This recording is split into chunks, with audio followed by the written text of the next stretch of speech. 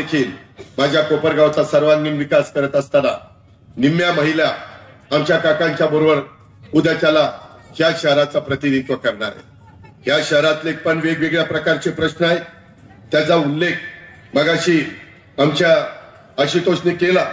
इथं विजन विकासाचं एक चांगल्या प्रकारचं तुम्ही या ठिकाणी आपलं विजन डॉक्युमेंट्स त्याचं कौतुक त्या ठिकाणी केलं पाहिजे। तुम्ही वाचल्यानंतर राष्ट्रवादी काँग्रेस पक्षाच्या माध्यमातून कोपरगाव नगर परिषदेची निवडणूक लढवत असताना तयार करण्यात आलेलं कोपरगावचं विजन डॉक्युमेंट्स हे अत्यंत प्रभावी आहे। शहराच्या विकासासाठी अशा डॉक्युमेंट्सची खऱ्या अर्थाने गरज आहे। आमदार आशुतोष काळेंच्या नेतृत्वाखाली उभारण्यात आलेलं हे पॅनल निश्चित यशस्वी होईल याबद्दल माझ्या मनामध्ये तिळमात्र शंका नाही। राष्ट्रवादी काँग्रेस पक्षाचे नगराध्यक्षाचे उमेदवार ओम प्रकाश तथा काका कोयते हा अत्यंत चांगला चेहरा, आम्ही कोपरगावच्या नगरीला विकास साधणारा चेहरा, सर्व जाती धर्माला बरोबर घेऊन जाणारा चेहरा, सगळ्यांना मदत करणारा असा नेता हा आम्ही त्यांना दिलेला आहे, तुम्हाला दिलेला आहे। कोपरगावच्या सर्वांगीण विकासासाठी राष्ट्रवादी काँग्रेस पक्ष आणि राष्ट्रवादी काँग्रेस पक्षाचं घड्याळ हे अत्यंत व्यापक आणि दूरदृष्टीपूर्ण हे विजन डॉक्युमेंट्स तयार केलेलं आहे। आणि या डॉक्युमेंट्स मध्ये उद्याचा आधुनिक, प्रगत आणि सक्षम कोपरगाव निर्माण करण्याचा ठोस संकल्प हा आम्ही ह्या निमित्तानं तुमच्या सगळ्यांच्या समोर सादर केलेला आहे। यात आम्ही नुसतं थांबलो नाही। उद्याच्याला आमचे काका आणि त्यांची टीम निवडून आल्यानंतर पहिल्या 100 दिवसात काय करायचं, हा 100 दिवसाचा कार्यक्रम आम्ही घेतलेला आहे। नंतर वर्षभरात काय करायचं, कारण काही गोष्टी शॉर्ट मध्ये करायच्या असतात, काही लॉंग टर्म मध्ये करायच्या असतात, काही मध्ये आपल्याला काळामध्ये मधल्या काळात करायच्या असतात। आणि म्हणून 100 दिवसाचा कार्यक्रम, त्याच्यानंतर 1 वर्षाचा कार्यक्रम, नंतर 3 वर्षाचा कार्यक्रम आणि 5 वर्षाचा कार्यक्रम, अशा प्रकारची स्पष्ट उद्दिष्ट आम्ही निश्चित केलेली आहे। आणि हे ध्येय डोळ्यासमोर ठेवून विकासाची गती अधिक वेगाने वाढवण्याचा आमच्या सगळ्यांचा निर्धार आहे, आमच्या सगळ्यांचा शब्द आहे। आणि त्याकरता आपल्याला सगळ्यांना आव्हान करण्याच्या करता मी इथं आलेलो आहे। कोपरगावच्या या विजन राज्यातील इतर नगरपालिका आणि स्थानिक स्वराज्य संस्थांनी देखील आदर्श घ्यावा, अशा प्रकारची अपेक्षा माझ्यासारखा कार्यकर्ता व्यक्त करतोय।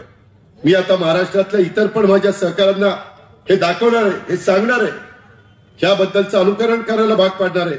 अशा कोपरगाव परिवर्तन मिशन अंतर्गत आपल्याला पहिल्या 100 दिवसात तुम्ही म्हणाल काय करणार आहे? पहिल्या 100 दिवसात सध्या माझ्या कोपरगावमध्ये इतकी मोकाट कुत्री आहे, जाईल ते तर कोणाला चावताय, त्या मोकाट कुत्र्यांना पकडायचंय, त्यांना आपल्याला नसबंदी करायची, त्यांना लांब कुठेतरी जंगलात सोडायचं। बिबटे फार झालेत, बिबटे आणि कुत्री, काय करायचं धिंगाणा तिकडे घाला, आमच्याकडे येऊ नका। कुत्र्यांचा नसबंदी करायची, माद्यांना तसंच सोडून द्यायचं, अशा पद्धतीनं आपलं ते काम आहे। आणि तेवढंच नाही मित्रांनो, गमतीचा भाग नाही, परंतु जनावरांचा त्या ठिकाणी आज बंदोबस्त केला पाहिजे। कितीतरी जनावर त्या ठिकाणी मोकाट फिरतात, अरे त्याच्याकरता कोंडवाडा केला पाहिजे। माझ्याही बारामतीमध्ये अशा प्रकारची गोष्ट घडली, परंतु त्याच्यामध्ये देखील काही जण कोर्टात जातात, उद्याच्याला त्याला मारून पण चालत नाही, आणि म्हणून त्यांना कोंडवाड्यात कोंडायचं। जसं जनावर असेल त्यानं तिथे येऊन दंड भरायचं आणि घेऊन जायचं, परत ती पट्ट्या काही जनावर मोकाट सोडणार नाही, ही त्याच्यामध्ये पद्धत आहे। आणि जे बोकाटच असेल, जे कुणाचंच नसेल, जे गावावर ओळून टाकलेलं असेल, त्याला उचलायचं आणि जंगलात दिलायचं सोडून। या पद्धतीनं जनावर जित्राब या पद्धतीनं आपल्याला मित्रांनो करायचंय। आणि हे करत असताना माझ्या एवढ्या लाडक्या बहिणी बसल्या, आज आता महिलांना खूप संधी आम्ही देत असतो। लखपती दिदी, लाडकी बहीण, काका, हे कुणी आले आणि कुणी काही सांगितलं तर यांच्या सांगण्याला काही अर्थ नाही। योजना देत असताना त्या योजना समाजाच्या भल्याकरता देण्याचं काम आम्ही लोक करत असतो।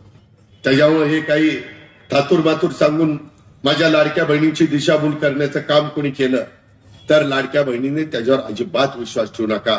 हा माझा तुमचा भाऊ म्हणून तुम्हाला सांगणं आहे, हे पण आपण सगळ्यांनी लक्षात घ्या.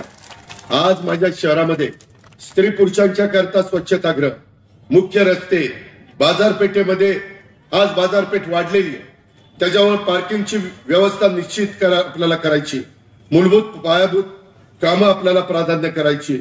ह्या माझ्या कोपरगावच्या परिसरामध्ये ज्या आरक्षित जागा आहे, ज्याला आम्ही ओपन स्पेस म्हणतो, त्या स्वच्छ करून तिथं आपल्याला सुशोभीकरण करायचंय. मोठी मोहीम हातात घ्यायची. हिरवगार माझं कोपरगाव, हरित कोपरगाव या दिशेने आपल्याला आगेकूच करायची. आणि ही सगळी कामं आम्ही 100 दिवसामध्ये त्या ठिकाणी करू शकतो. 1000 झाडं आपल्याला पहिल्या 100 दिवसामध्ये लावायची. आमचे 30 नगरसेवक नगरसेविका आहेत, काका आहे, बाकीची आमची आशुतोषची काम करणारी टीम आहे, आमच्या जीवाभावाचे कार्यकर्ते, आणि या सगळ्यांनी मिळून 1000 झाडं पहिल्या टप्प्यामध्ये लावणं आणि देशी झाडं लावायची. ती आपल्याला उपयोगी पडली पाहिजे.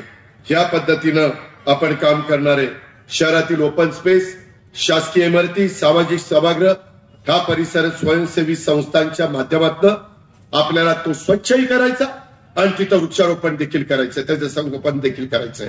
कोपरगावच्या उज्ज्वल भविष्यासाठी हे एक अत्यंत स्तुत्य आणि सकारात्मक अशा प्रकारचं पाऊल आहे.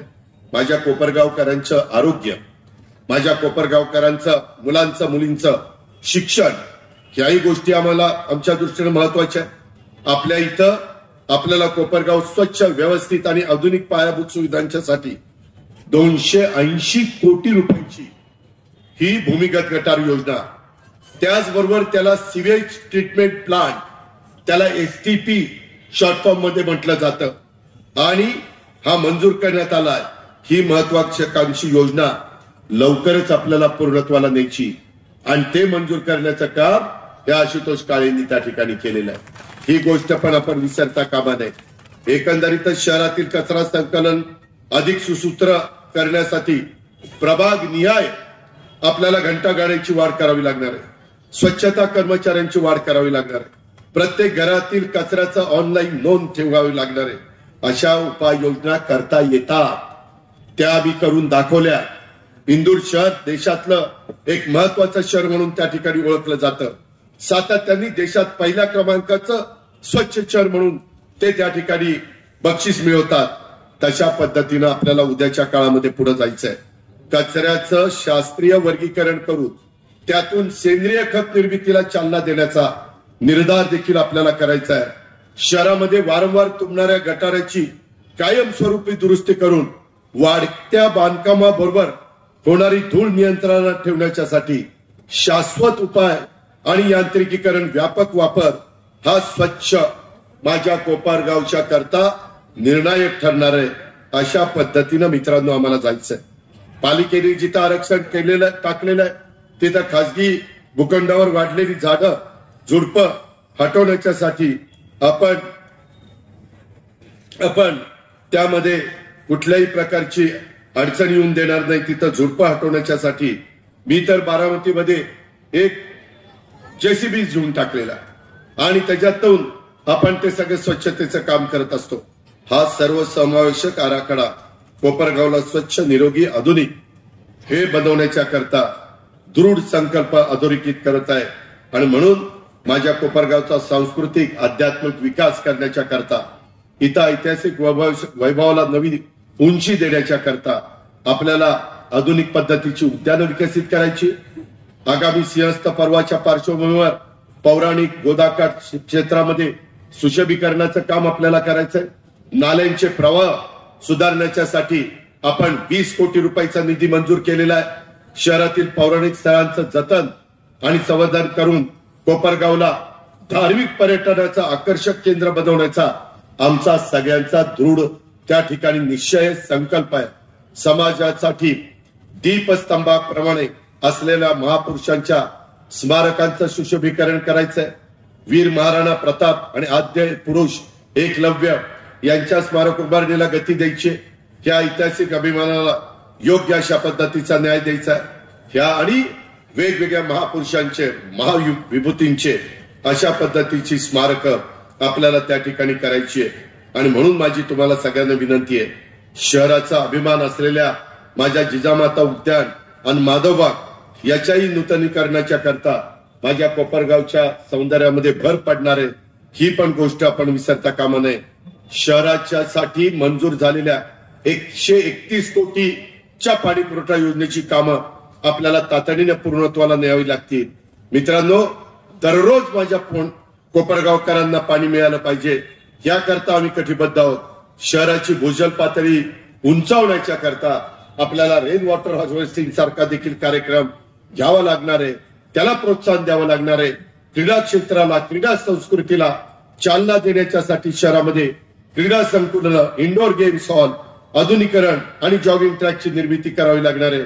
आपल्या इथल्या कला सम्राज्ञी कौशल्याबाई कोपरगावकर यांच्या नावाने कला मंच उभारणी करून नाट्य संस्कृतीला एक नवी ऊर्जा मिळणार आहे आणि कोपरगावच्या खुल्या नाट्यगृहाचं काम देखील आपल्याला लवकरात लवकर पूर्णत्वाला न्यायचंय.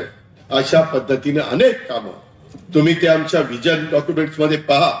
हे करण्याच्या करता आपल्याला सगळ्यांना काम करावं लागणार आहे.